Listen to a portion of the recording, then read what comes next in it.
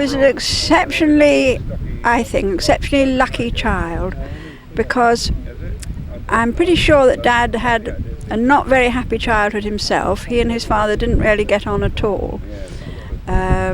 His father, I think, was an old-fashioned type of man, and extraordinarily, sitting here at Beaulieu where we are now, and we've seen a penny farthing bicycle this afternoon being ridden round the arena. My grandfather fell off a penny farthing bicycle. He pitched over at the handlebars in the New Forest, somewhere about 1880 or something, or even earlier than that, 1870, and all his life suffered from headaches, and he couldn't put up with children's noise. So I think Dad spent an awful lot of time in his childhood being told children should be seen and not heard. Whereas with my sister and I, he always took us around with him. Everything was fun to him. His whole life was lived forwards into what we were going to do. And when he wasn't producing his cars, he was dashing off to go fishing or sailing. When he was 40 years old, he learned to skate, which with a lame leg, was pretty remarkable, I think. So I look back on a childhood that was all a great deal of fun. He was very strict, a real disciplinarian, but children don't mind that because they know where they are. Now, I'm trying to think of the very first MGs I ever saw.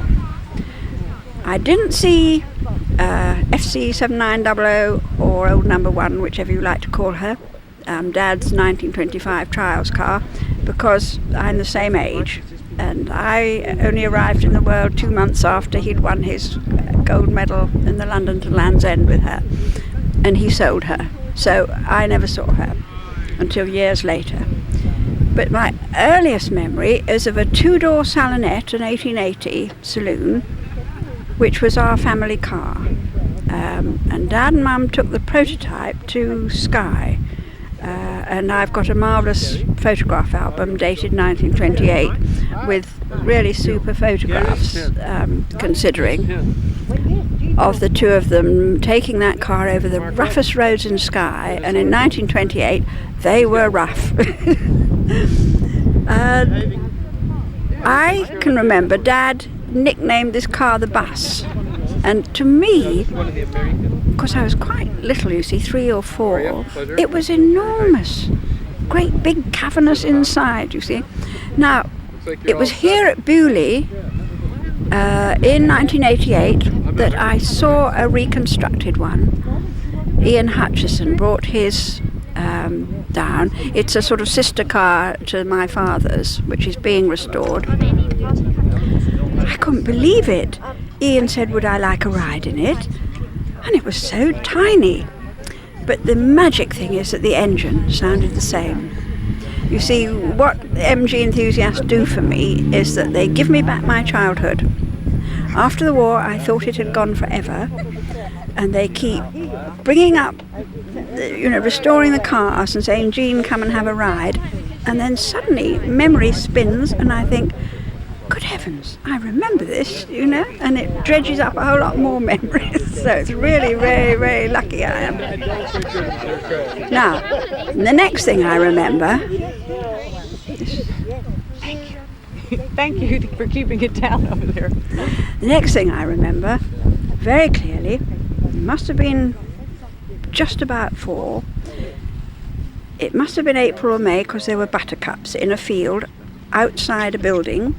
And I remember my father sliding a sliding door back, and Henry Stone, the marvellous racing mechanic that all of you know, who tragically we lost in March, says that it must have been the factory at Edmund Road, the first sort of proper MG factory in Oxford, because there were buttercups growing outside and a bit of waste ground. And of course, typical little girl, I was being taken out by Daddy. And he said, I think it was my uncle who was with us, that's a bit shadowy, or else it was one of Dad's friends whom I called Uncle somebody. And I had a little boyfriend with me called Michael Ballard, who's now an architect in Oxford and has probably forgotten all about this. And there was some low machinery in the corner, under a sheet, and Dad took the sheet off and said to whoever was with us, "Look, there's my new baby." And I was very disappointed that it wasn't a real baby. To me, you see, it was just machinery. Now, if only I'd been a little boy, I would have understood at once what it was. But working it out with Henry Stone, I must have been looking at the prototype chassis of the M-type, because of how small it was. You see, it wouldn't have been an 1880, because I would have had an impression, you know, but a quite clear memory.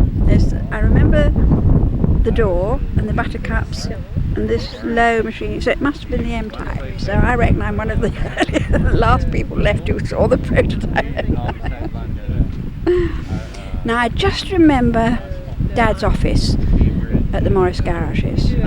I can remember going up there, and I remember his desk, and I can remember picking up an engineering textbook that was lying on the desk, which had lovely shiny black covers and attracted me, and I can remember sniffing it. Now, unknown to me, you see, that was my printing ancestors getting at me, because you know, they were making sure that I was going to fall in love with paper and printing and writing all my life.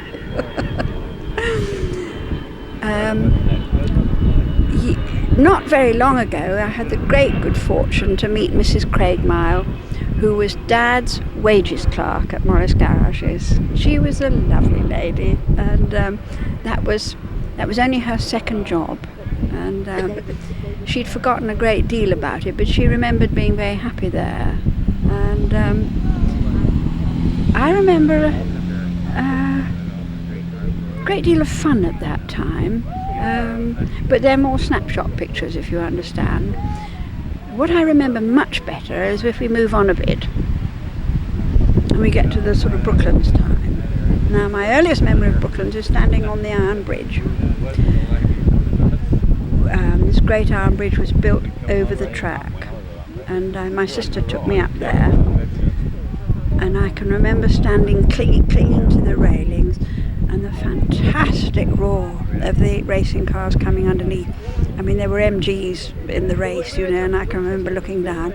I don't remember what race it was that day, it's too long ago, but I have never got over the roar and the thrill. Now, in 1988, when they had the Kimber Trophy race at Silverstone, and it was the first time I'd been to Silverstone, and I stood by the track and I saw those fantastic Triple M cars on the grid, and then I watched the race, and the smell and the roar of the engine took me straight back.